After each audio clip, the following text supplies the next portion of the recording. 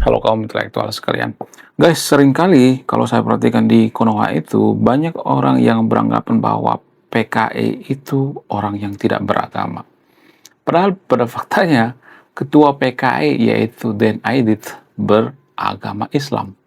Bahkan dia rajin mengaji, hafal Quran, berasal dari keluarga agamis, dari keluarga pesantren. Orang tuanya semua itu dekat dengan agama.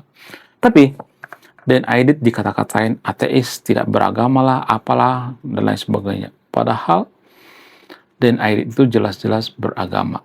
Lalu, kenapa di Konoha itu, PKI itu disematkan dengan ateis, tidak beragama, dan memusuhi Tuhan? Kemudian selain itu, ateis itu di Konoha itu sering dikatakan memusuhi Tuhan. Sementara ateis itu kan tidak percaya dengan adanya Tuhan. Jadi bayangkan seorang ateis itu tidak percaya dengan adanya Tuhan, gimana dia mau musuhi Tuhan, sementara dia nggak percaya Tuhan gitu.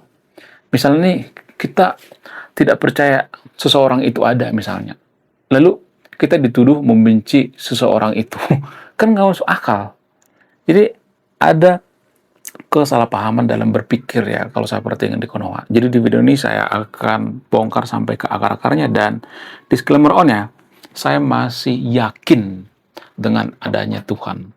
Dari sudut pandang keyakinan, saya masih yakin adanya Tuhan. Lalu bagaimana dengan sudut pandang ilmiah? Dari sudut pandang ilmiah, saya yakin bahwa teori evolusi itu nyata. Kalau misalnya mengatakan, nggak mungkinlah manusia berasal dari monyet. Teori evolusi itu salah. Emang siapa yang bilang manusia itu berasal dari monyet? Guys, Anda boleh tidak percaya dengan teori evolusi. Tapi ketika Anda dibius, disuntik bius, ya misalnya nih ya, Anda disuntik bius, kemudian di samping Anda ada simpanse, kera, permata, dan lain sebagainya ya.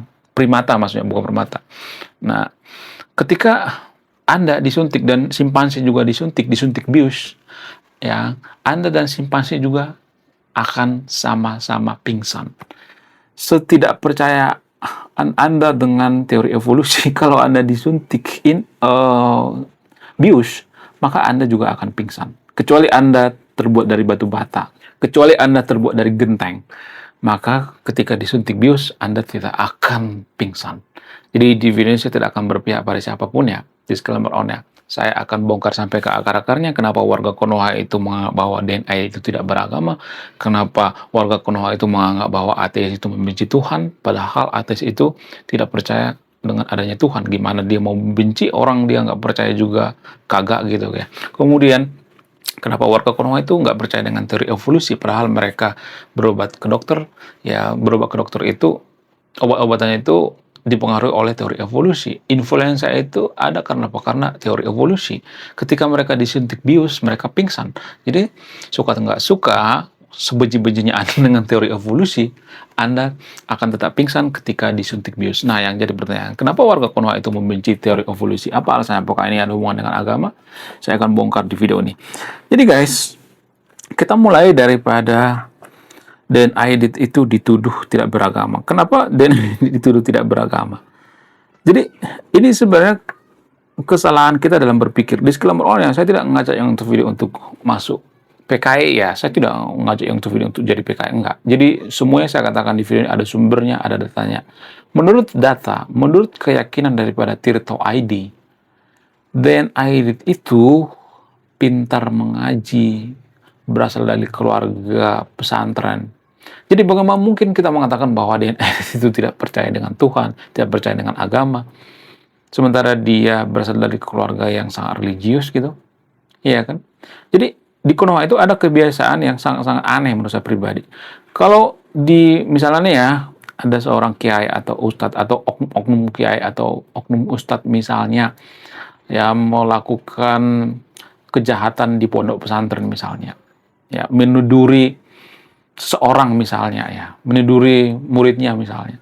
Lalu warga Konoha itu tiba-tiba akan mengatakan seperti ini, oh itu dukun, itu bukan kiai. Ya, sejak kapan kiai punya pondok pesantren? Sejak kapan dukun punya pondok pesantren? Itu yang jadi permasalahan. Ya, jadi itu artinya kita tuh cuci tangan gitu ya.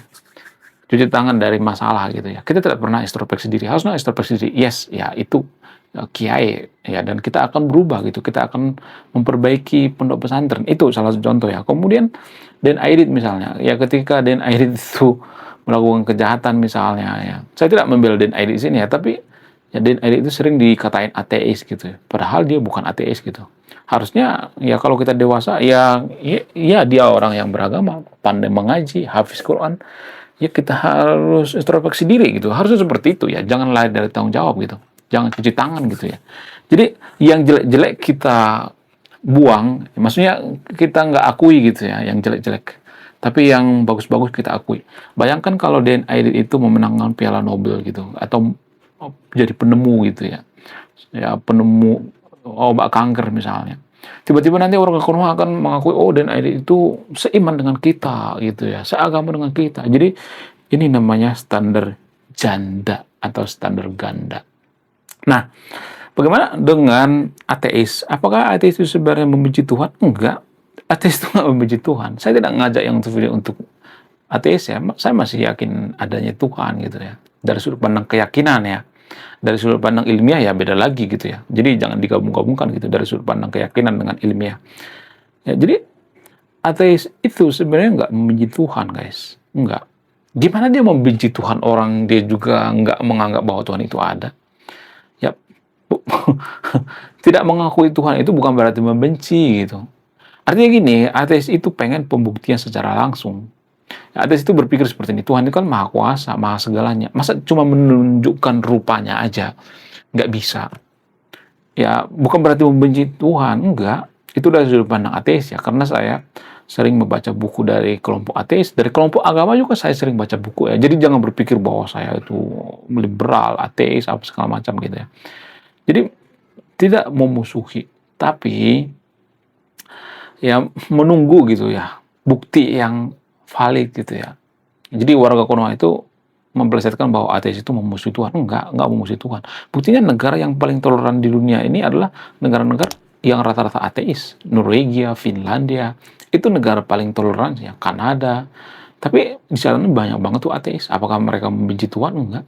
Justru kita yang merasa si paling bertuhan ya, paling berketuhanan yang Maha Esa. Dan tahu apa yang terjadi? Di Konoha banyak banget masalah. Ya, banyak pencurian, kebohongan, dan sebagainya. Ya, kita tuh beragama itu hanya topeng aja. Ya, kita tuh nggak benar-benar beragama. Kemudian, selain itu, bagaimana dengan teori evolusi? Jadi, teori evolusi itu sering dipelesetkan, guys. Warga Konoha sering mengatakan, manusia itu berasal dari monyet. Enggak, manusia itu nggak berasal dari monyet. Manusia itu tidak dilahirkan monyet. Karena, gini guys, sebenarnya kalau boleh jujur ya, manusia dan simpanse itu sama seperti kucing dan harimau. Artinya gini, kucing tidak melahirkan harimau, harimau tidak melahirkan kucing, tapi mereka berasal dari nenek moyang yang sama. Bagaimana dengan manusia dan simpanse? Yes, kita dan primata, simpanse itu ya punya nenek moyang yang sama. Itu tanpa kita sadari ya. Jadi orang yang mengatakan bahwa manusia berasal dari monyet itu salah. Bahkan Charles Darwin sekalipun tidak pernah mengatakan seperti itu. Itu sengaja dipelesetkan. Supaya apa? Supaya orang tidak percaya dengan teori evolusi. Supaya orang tidak banyak murtad gitu ya. Supaya orang itu tidak lemah imannya gitu. Jadi sebenci-bencinya dengan teori evolusi, Anda juga menggunakan jasa daripada teori evolusi. Ya, pengobatan itu rata-rata dipengaruhi oleh teori evolusi. Orang dioperasi itu karena pengaruh daripada teori evolusi. Ya. Jadi sebenci-bencinya Anda dengan teori evolusi itu, ya Anda menggunakan jasanya. Ilmu kedokteran, biologi itu rata-rata dipengaruhi oleh teori evolusi. Jadi bukan berarti kita, misalnya nih kalau percaya dengan Tuhan, nggak percaya dengan teori evolusi, nggak juga. Ya, yakin dengan adanya Tuhan, ya kita juga bisa yakin dengan teori evolusi gitu. Ya namanya keyakinan ya kan. Tidak bisa memperdebatkan keyakinan orang ya kan. Tapi permasalahannya teori evolusi itu apakah bisa diperdebatkan? Yes, ada berbagai faktor ya, datanya ada gitu ya. DNA manusia dengan simpanse itu 99% mirip gitu. Jadi kalau Anda disuntik bius, ya, Anda disuntik bius dan simpanse, sama-sama pingsan. Nah, itu buktinya bahwa Anda itu berasal dari leluhur yang sama. Ya, binatang itu kalau disuntik, ya bisa pingsan juga gitu ya. Beda dengan genteng misalnya. Kalau misalnya Anda berpikir bahwa manusia itu berasal dari tanah, ya itu jumping conclusion gitu ya. Kalau misalnya nih Anda itu lebih memilih bahwa Anda itu lebih dekat dengan tanah misalnya, katakanlah genteng misalnya, Anda saudara dengan genteng misalnya, lalu disuntik, apakah itu berfungsi atau tidak? Apakah Anda pingsan atau tidak? Jadi di Konoha itu lebih banyak ya menerima mereka itu saudara dengan genteng daripada simpanse. Ya ini mungkin teori yang sangat rumit sekali ya. Karena apa? Karena kita belum memahami tapi sudah menjudge gitu. Warga Konoha itu kan sedikit-sedikit menjudge gitu ya. Ya, mereka tidak memahami gitu. Harusnya memahami dulu gitu ya. Apa teori evolusi gitu ya. Kemudian apakah teori evolusi ini bisa dipertanggungjawabkan atau tidak gitu ya. Harus bicara by data gitu ya. Data yang ilmiah gitu ya. Ya seperti yang saya jelaskan barusan. Manusia itu tidak pernah dilahirkan oleh simpanse. Kucing dan harimau itu tidak saling melahirkan. Harimau ya harimau gitu, kucing ya kucing, tapi nenek moyang mereka itu sama. Itu contoh yang paling masuk akal ya. Menurut kalian gimana? Coba tulis di komentar ya. Saya tidak akan berpihak di video ini. Ada yang memutuskan. Kemudian kenapa kita itu biasanya kalau saya perhatikan di Konoha itu ya, kita tuh dilarang untuk berpikir kritis gitu ya, dilarang untuk berpikir liberal gitu ya. Kalau kita berpikir liberal itu dianggap sesat, masuk neraka dan sebagainya. Padahal kalau mau jadi negara maju kita harus berpikir kritis gitu ya, berpikir liberal. Inovasi tidak akan muncul kalau kita tidak berpikir kritis atau berpikir liberal, nggak akan ada gitu. Itu fakta guys, yang nggak bisa ditawar-tawar. Coba sebutkan satu saja negara maju di dunia ini yang tidak berpikir kritis. Nggak ada. Rata-rata berpikir kritis. Jepang berpikir kritis, ya. Kemudian Singapura berpikir kritis, dan sebagainya. Ya, jadi intinya berpikir kritis, berpikir rasional, ya, berpikir liberal. Liberal itu bukan harus membunuh-bunuhi orang, nggak seperti itu. Orang liberal ada juga yang humanis gitu ya. Jadi jangan berpikir orang yang liberal itu jahat, ya. Itu jumping conclusion gitu ya. Itu pemikiran yang sangat-sangat sesat menurut saya pribadi.